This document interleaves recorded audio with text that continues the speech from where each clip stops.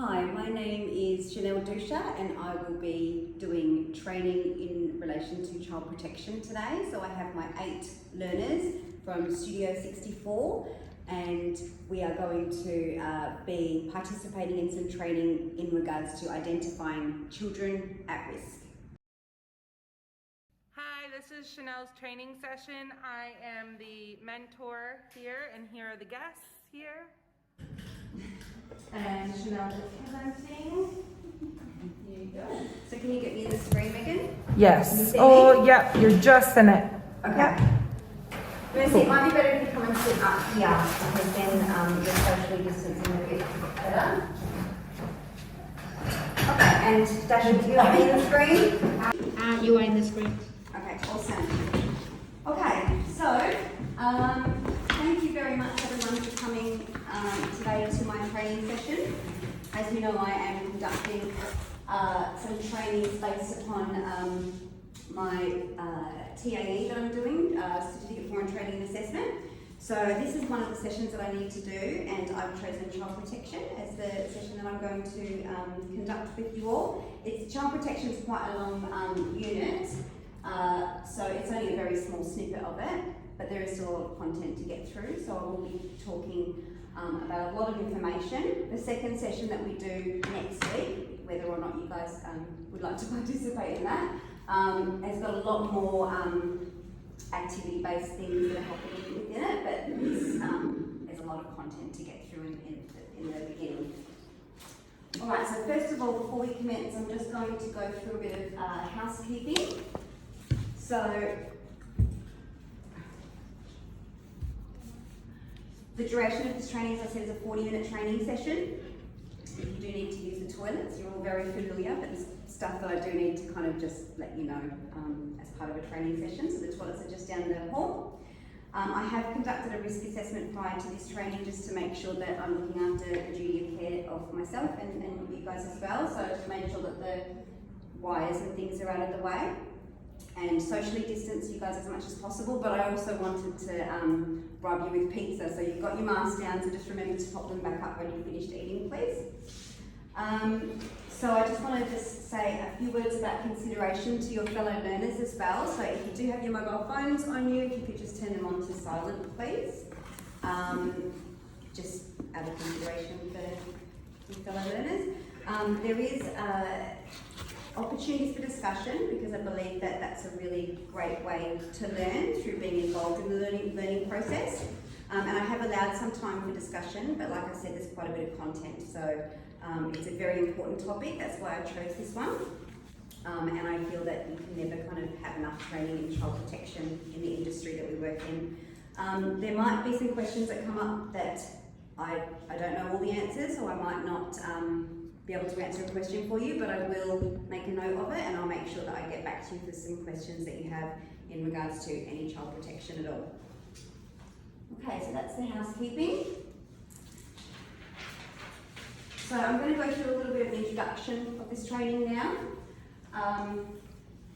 So basically, we are doing a session on child protection. So I just wanted to ask if anybody can tell me the meaning of child protection. Anyone want to volunteer what they think that child protection means? It's protecting the rights of the child, so Yeah. we can look after them and keep them safe. Yes, definitely. And you will notice that there is training packages in front of you which I have put together. There's a lot of content in there, a lot of information. So some of that I've used to resource this training that I'm doing. Some of it is just reading that you can do at home to relate back to what we are doing within today's session. So to answer the official definition of child protection is the safeguarding of children from violence, exploitation, abuse and neglect. So I will just also say here that there will be quite sensitive topics and information that's coming up. So if anyone feels uncomfortable at any time during this training session, just please excuse yourself and take a few moments because there's quite intense information that is provided here.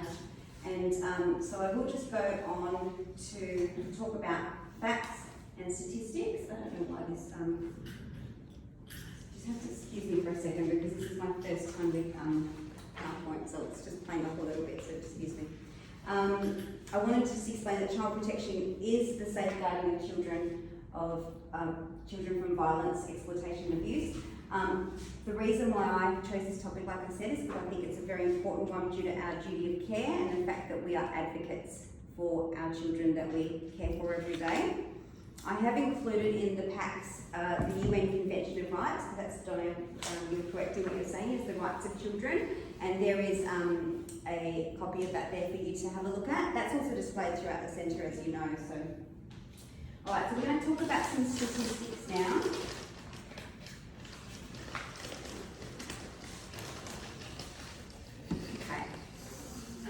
So this is where some of these may be quite shocking to you, but 1 in 3 girls and 1 in 5 boys will experience sexual assault by the time they are 18 years of age, and this is all Australian statistics as well, just so you're aware. Most perpetrators of sexual assault are known to the victims, that is that they're a family member, former and current inmate or partner, acquaintances and neighbours. Sexual assault within a family is the most commonly occurring, sibling abuse in particular. A child is abused in Australia every 9 minutes, and a child abuse report is made in Australia about every 2 minutes. So it does talk a little bit further about Indigenous children and the fact that they are 5 times more likely to be the subject of a substantiated notification than other children, and 7 times more likely to be in care. So there's some pretty heavy statistics there, and I think that highlights the reason why child protection training is so very important. So I will just elaborate on, while we're on this subject, just to say that up until 2020, the rate of children in out-of-home care was increasing every year. So it was just a snowballing thing that was just getting worse and worse in our community, in our society. But from 2020, the rate hasn't seen an increase, so it's kind of been a steady, no increase to the amount of, or percentage of out-of-home care children. But in my opinion, and I'm sure you'll agree, that 1 child in the system or at risk of abuse and neglect is too many. So again, that's why our role is so important. And there are other training sessions that filter on from these, which do talk about empowering children and teaching them protective behaviours. That's not something we're talking about today. We're talking more about our knowledge and skills and tools that we have, but there's some really effective child protection training, and you can't teach children too much about their rights and to know what to do. And I think, have you all heard about the 5 fingers of safety and what to do, so children know that there's at least 5 people that they can contact in case they have any ill feelings or someone to talk to. Those kinds of things are really important. Okay, so we're going to, like I said, not focus on strategies for children, but rather than for us, and steps that we can take to ensure that we're protecting our children to the very best of our ability. So, this training session is to identify and respond to children and young people at risk. That is actually a unit from the Certificate 3 in Early Childhood Education and Care. This is a comprehensive unit with many different variables to it, and can take up to 30 minutes, 30 hours to complete. So as we are limited in the time we have, I've chosen 2 elements that contain essential childcare protection, knowledge and strategies. Can you guys just pause the video for a sec, because I don't know why it's doing this, and it's just not good. Equal issue, everyone. So I was talking about the 30 hours is quite a large unit, and we have taken, I've taken some aspects out of that. There are 2 criteria that I follow, which is to identify children at risk and responding appropriately to disclosures, information, signs and symptoms of children at risk. This is what we're going to focus on today, just the first topic there. Okay. So we have an objective that I would like to achieve by the end of this training session, and that is that by the end of this training session, you as learners will have obtained all of the skills and knowledge that you need to be able to identify children and young people at risk of abuse or neglect by observing them, asking appropriate questions, and just a bit of knowledge around the correct legislative procedures and the policies that we have in place in the centre. So today's session in particular is about identifying children at risk, the signs and symptoms that you may see within children that may be at risk, appropriate questioning methods, so if you do notice that there is a child that you suspect could be at risk, or if there's disclosed something to you, what the appropriate way of questioning them is, because there are legal requirements around that, and it could be contaminating evidence, or you could be basically getting a child to clam up and not want to say anything more. But we also can't be something called leading. We can't be asking leading questions where it really assumes something within that question. But we'll go into a little bit more of that later. So we're also going to talk a little bit about protective issues, and what I mean by that is any barriers that we might have to children that could be potentially at risk, not having adequate knowledge of those children being at risk, or what might stop a child from coming to disclose something that's happening to them. Okay, so first of all, as I said, we're going to go through the signs and the symptoms of abuse. So there are 4 kinds of child abuse, and we'll go through the first one, which is physical abuse. So when we talk about physical abuse, it actually occurs when a child is severely and or persistently hurt or injured by an adult or a child's caregiver. It may also be the result of putting a child at risk of being injured, and some examples of physical abuse could be hitting, shaking or punching, excessive physical punishment, even something like shaking a baby is physical abuse. So what we're focusing on is how can we identify signs of physical abuse, and that could be things like broken bones or unexplained bruises, burns or welts. So if there is a particular child that you see is often coming in with signs, and that might be just something that you just keep in the back of your mind, and then obviously we will talk about mandatory reporting later and the correct procedures to follow when documenting or reporting these things, but there we're just talking about the signs now.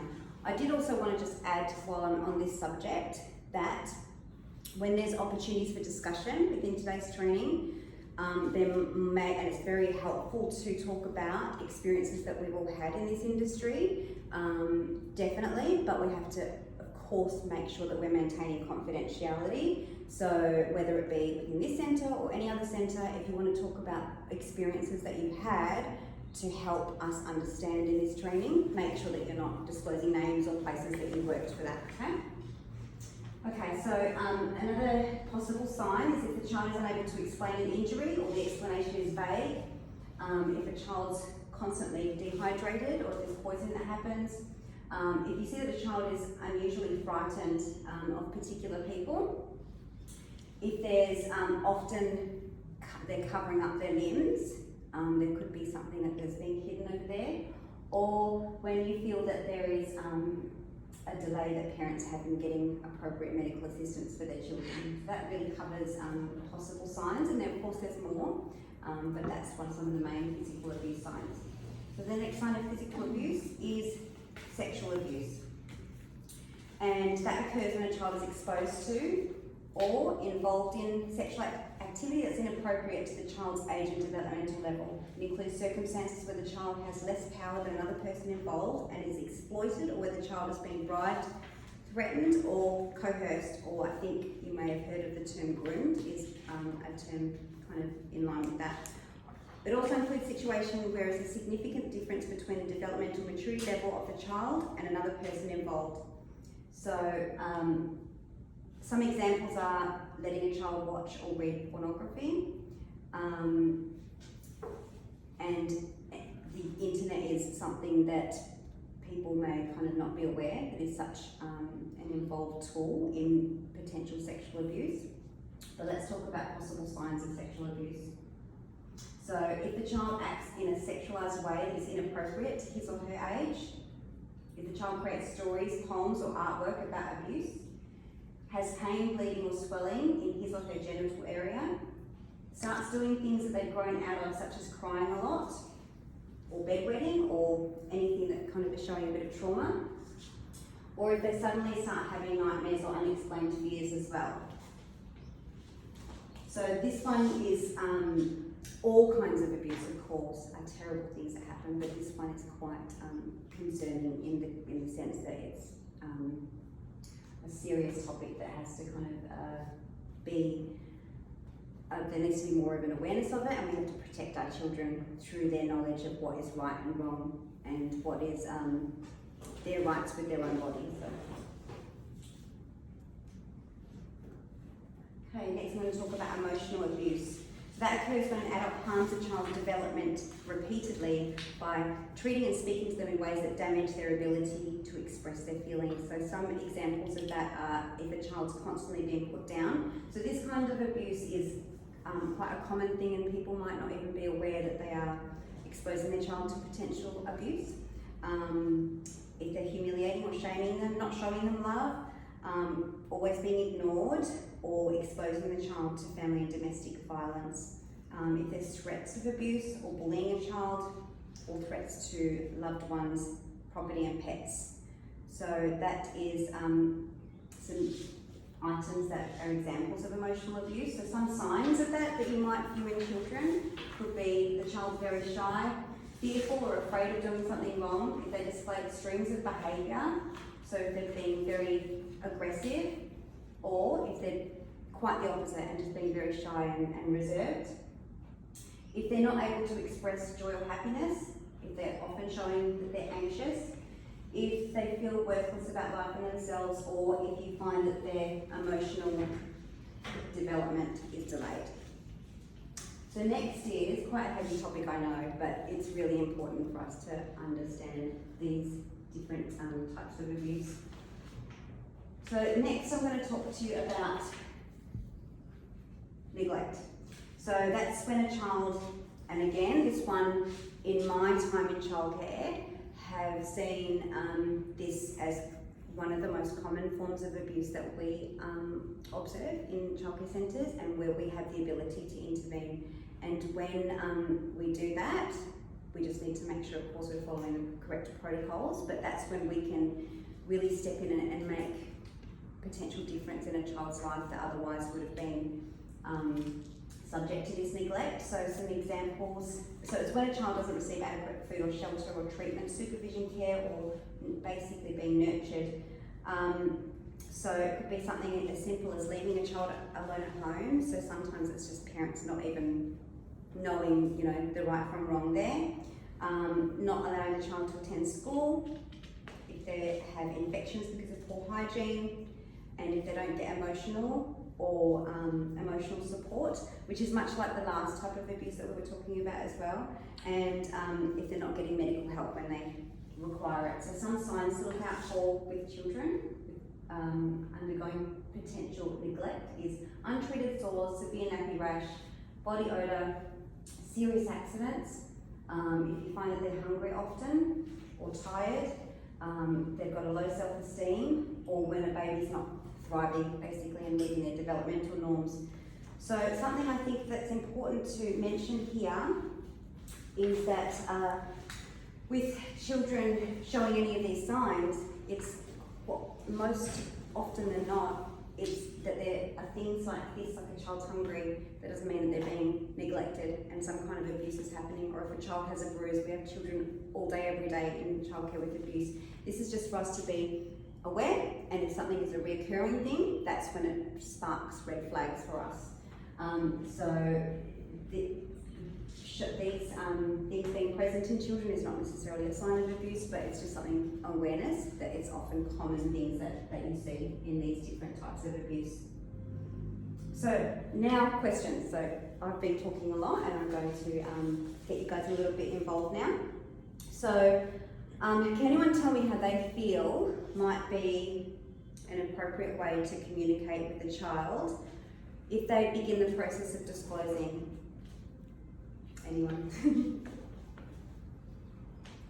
So don't give up put words into the child, so Yes. they're listening and you can ask questions, but don't try and direct them in a way that you're asking them what they're saying. Absolutely. Definitely, and that's so we don't ask them leading questions for sure. So I'm just going to go through now a list of things that are important to do when you are in the process of having a child disclose to you. A lot of information here, so we'll go through here. So it's important that the child feels comfortable and safe. So if you can seek out a quiet place to talk, it's not going to be in the middle of a room full of children. It's important that they feel like they have the ability to be heard. So take them somewhere quiet. So you need to kind of tailor your the way that you are approaching the situation based upon their age or culture, religion. There's certain things you need to consider when you're having a conversation with them that is appropriate for those different things there. Don't rush them, let them just tell their story in their own words. Don't make them feel like they need to quickly get out what they're going to say. Really, really important here that you maintain a calm manner, because obviously you have relationships with these children, and if you're being disclosed something that is going to obviously upset you, you need to make sure that doesn't appear on your face, because you're going to completely just stop that disclosure from that child if they see that they're then affecting you by telling you. So you will probably be freaking out on the inside, but on the outside just remain as calm as possible. If the child's distressed, then do comfort them and just give them some words of encouragement as well. Always believe the child, so just be aware of what your words convey and make sure that they feel that they're being believed in their disclosure, because it takes a lot of guts to be able to do that. Let the child know that what the adult or other person did to them is not their fault, so that's a lot of feelings of guilt come with things, different types of abuse, and that's important that they know that nothing that's happened has been their fault at all. Ask the child what they want to have happen next, so they can have a say in what happens. However, you need to also be very clear with what does need to happen next, and make sure that they understand that you probably will need to involve others in this process. They probably will say, no, you're not allowed to, and that puts you in a tricky situation, but it's important that you're upfront and honest in the beginning, just to make sure that you do need to involve other people, but the purpose of that is to protect them, of course. Of course, while everything's fresh in your mind, go and make some notes, very confidentially, but make some notes so you can record what has been said to the best of your knowledge. So the things that you don't do when you are having a possible disclosure to you is that you don't promise the child confidentiality. You don't ask leading or specific questions, because you only need enough detail really to be able to pursue that with the appropriate organisations. Don't feel like you need to interview or investigate or dig deeper into the situation, because that's not your role. That's the role of Child Protective Services, or the Western Australian Police. Don't make the child repeat their story. That's why we need to just be clear and make records later, because reliving that again and saying it again is not ideal. And certainly don't confront the person that is alleged of the abuse for many different reasons, protecting yourself as well as the child's disclosure and the integrity of the whole investigation as well. Okay, so that's appropriate questioning techniques. So now we're going to talk about protective issues.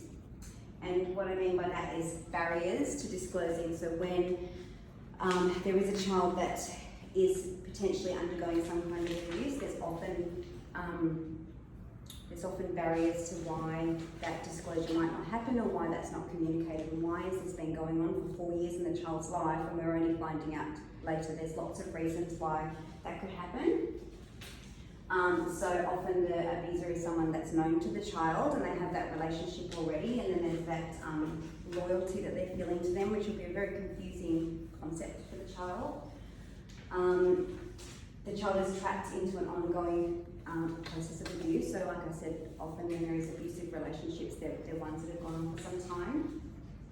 The expectations of adults about disclosures and the capacity of the perpetrator perpetrated to prevent the disclosures. So if there is people that are, for example, sexual predators, then they do have a process that they follow to make sure that they're grooming a child or trying to put themselves in the best situation where there's not going to be that child disclosing to anyone else. And then fears and concerns for themselves, their family, or the perpetrator is another barrier. So again, this isn't a reflection of if there is mental illness in a family, then there's some kind of abuse, or if there's isolation, no.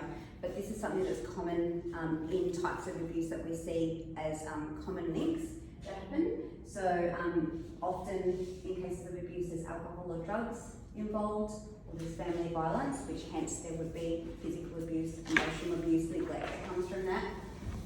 Parents with past experiences of maltreatment, so in research that's often something that happens at a child that does undergo abuse, will then grow up to be somebody that then abuses often.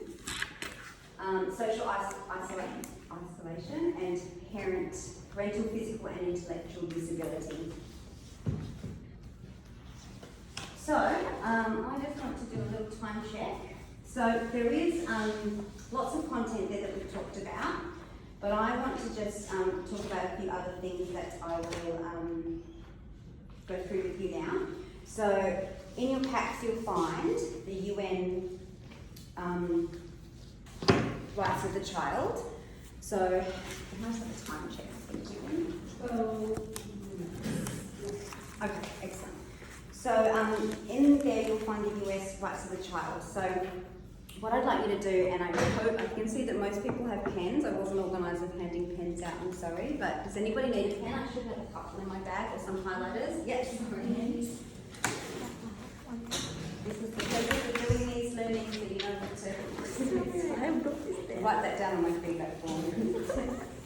Alright, it's actually a highlighting exercise. So does anybody else need a highlighter or a pen? Yep, excellent. So what I'd like you to do with this UN conventions there are 42 rights of the child. I would like you to go through and identify, and please write your name on the top of the page if you will as well. I'd like you to go in and just highlight or identify any areas that you feel are specific to types of the 4 different types of abuse. So any rights of the child related to children at risk of abuse or neglect. I'll just give you a couple of minutes to do that. This was our homework, but we have gotten through this very fast, so that's why we're going to do that activity now.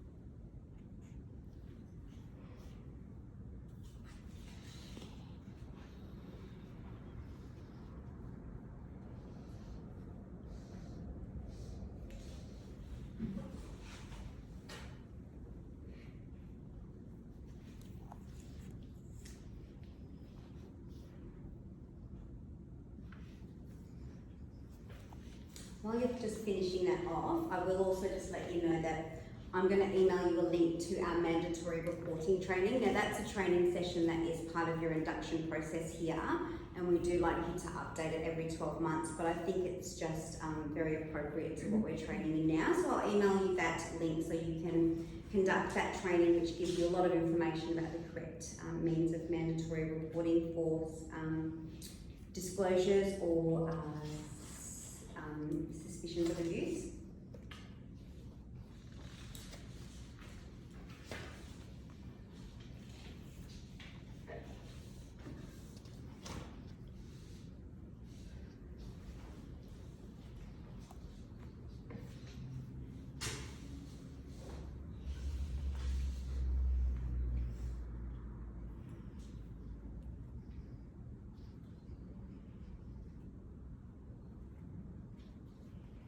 So I'm going to continue on now, so you can continue to do that now, or you can finish that at home if you like.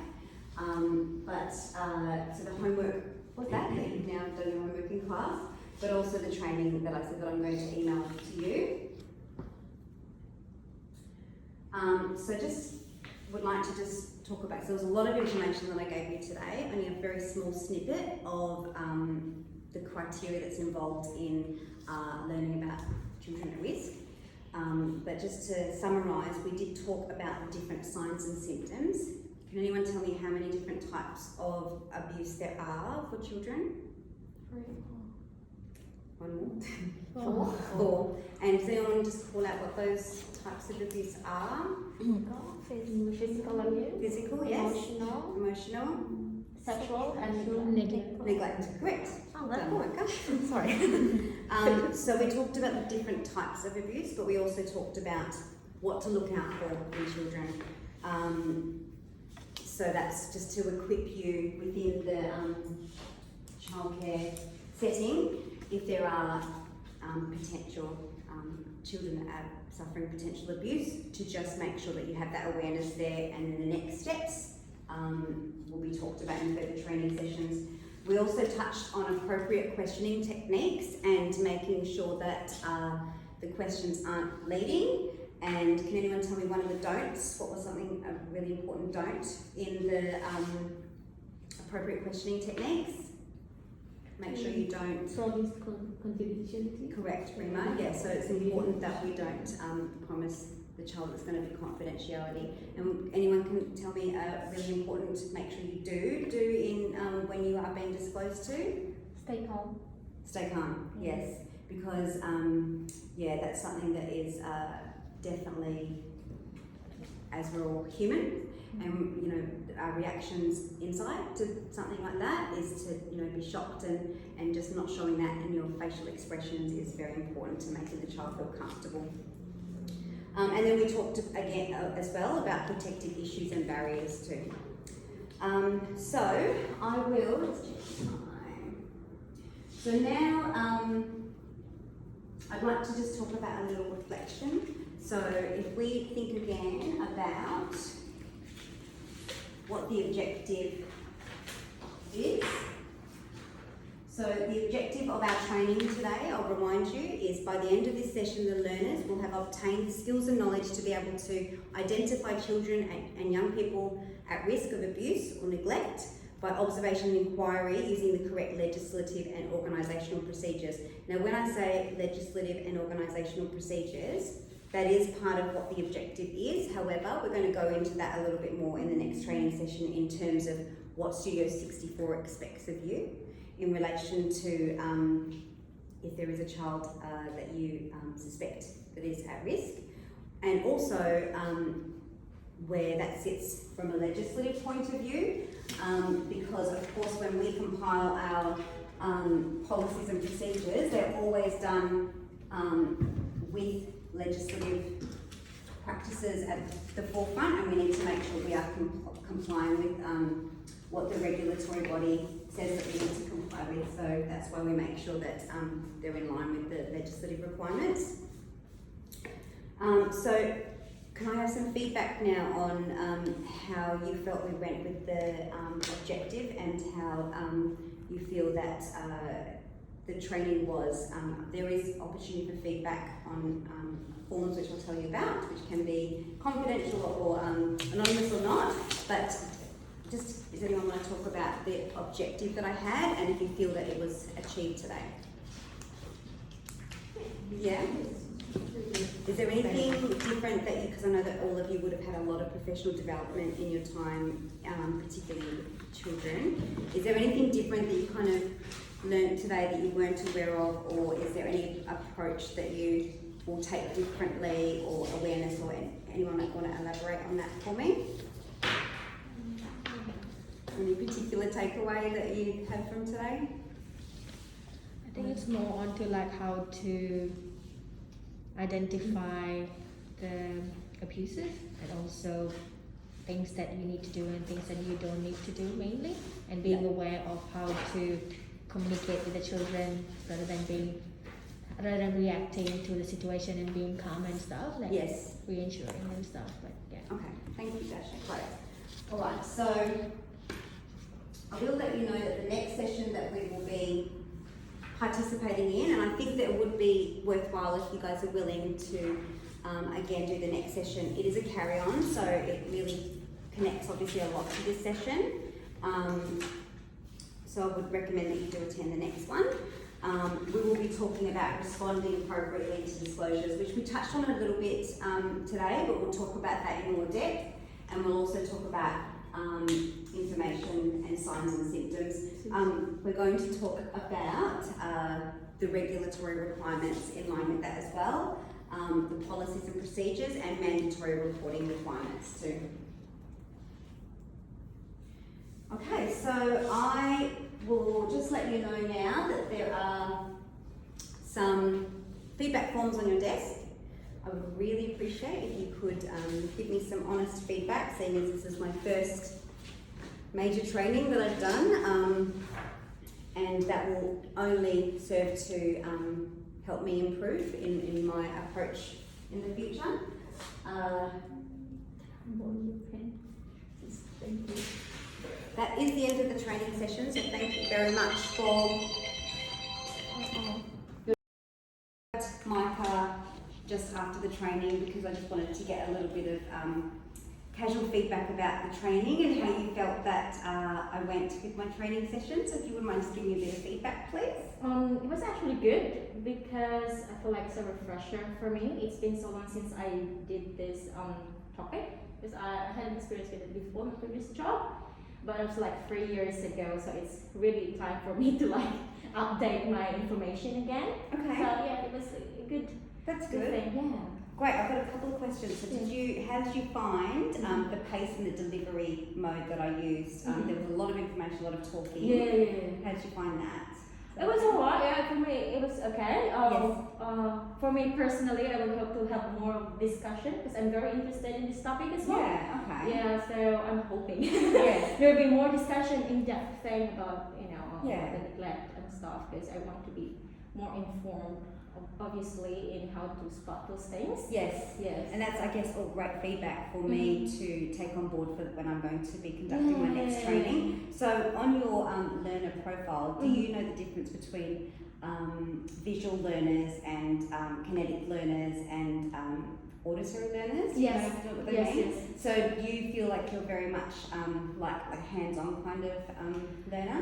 Personally, I prefer to be more of the visual plus auditory, because that's where information really sink in more for me. Yes. Yeah. So yeah. Okay, well that's good. That would have been quite in line. But Yes. I will, Yeah. next time, like I said, there's a couple of YouTube videos that are very, relate a lot to the topic content. Yeah. So yeah, I really appreciate your feedback. It's only going to help me learn and grow. Well, so thank you. Thank you, Micah, and thank you for attending as well.